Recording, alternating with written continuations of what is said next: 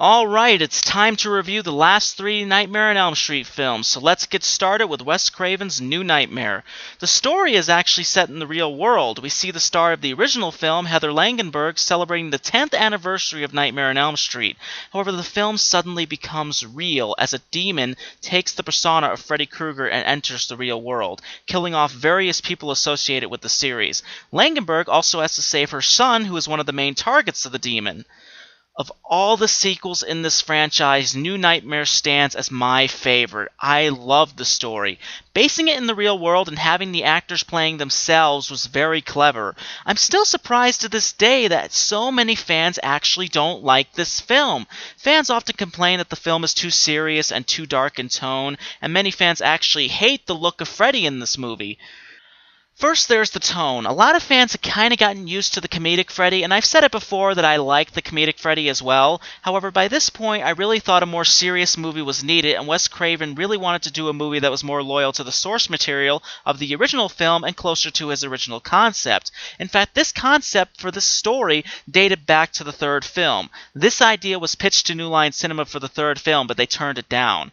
The next argument was the look of Freddy and how different he looked from the previous films. People have to remember that this isn't the same Freddy from the previous films. This is Demon Freddy, so it's a different character.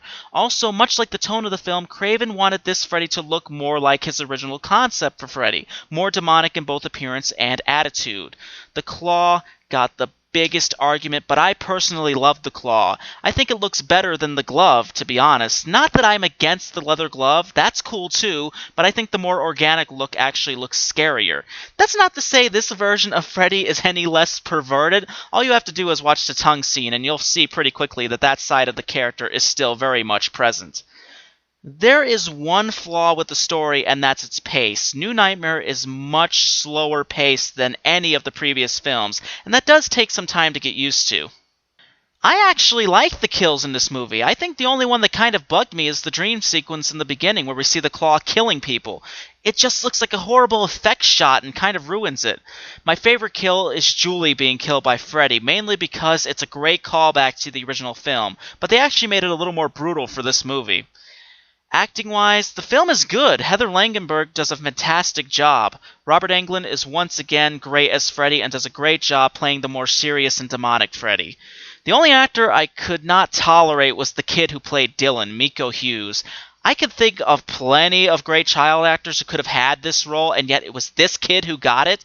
He is so unconvincing and so bland that I almost wished his character would be killed in the first act.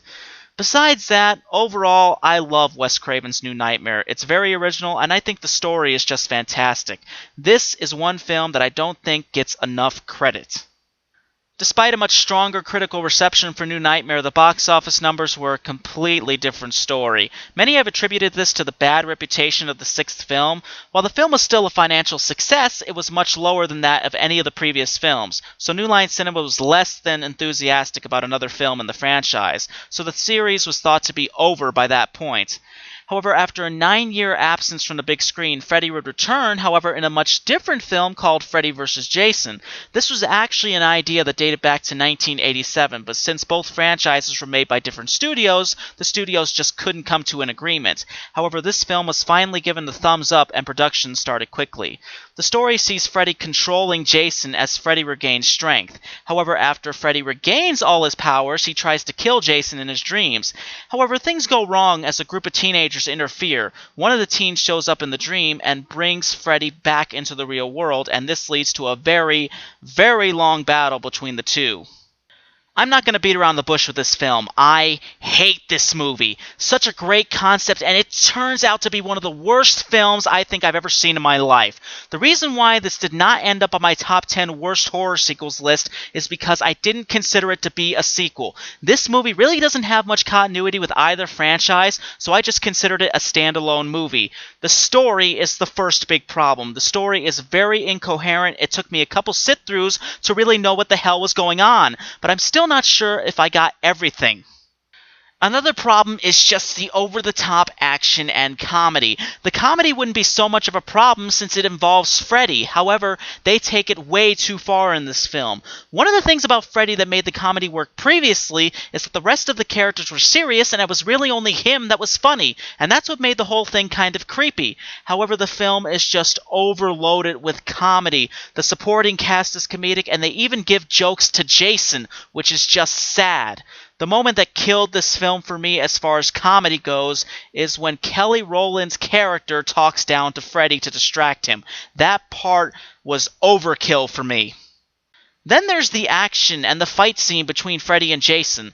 Over the top would be an understatement. They're ramming each other through walls, they're pulling off Japanese wire stunts, and they're ripping off limbs. However, I will admit, the first fight scene, which I like to call the pinball machine fight, is pretty cool. However, the last fight just stretches on way too long that it winds up becoming a humongous joke and becomes very uninteresting. The acting is just dreadful.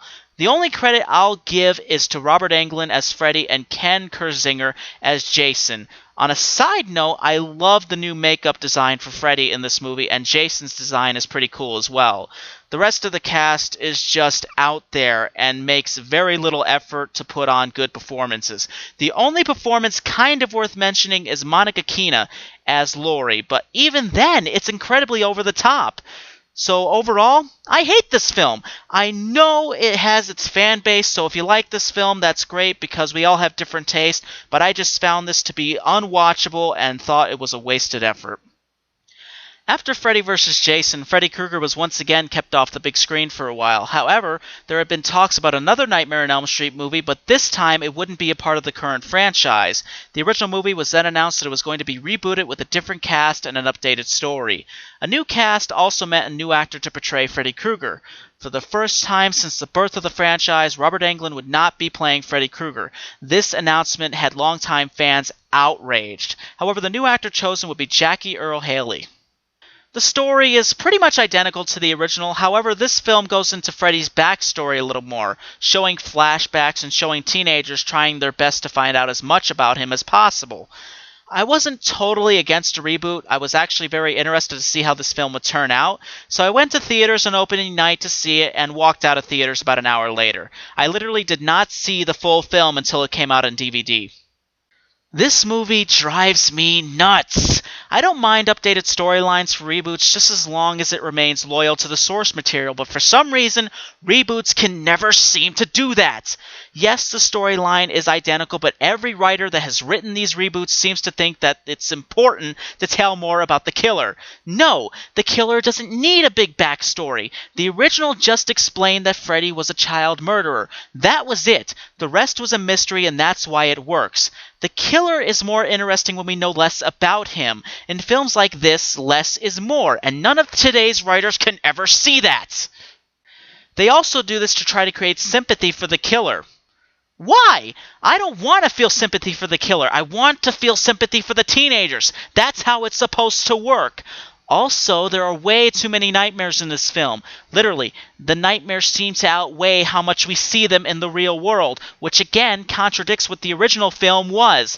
The original had far less nightmares, but built up to each nightmare, leaving the audience in anticipation. This film just drops the characters into the nightmares with no build-up and no motive.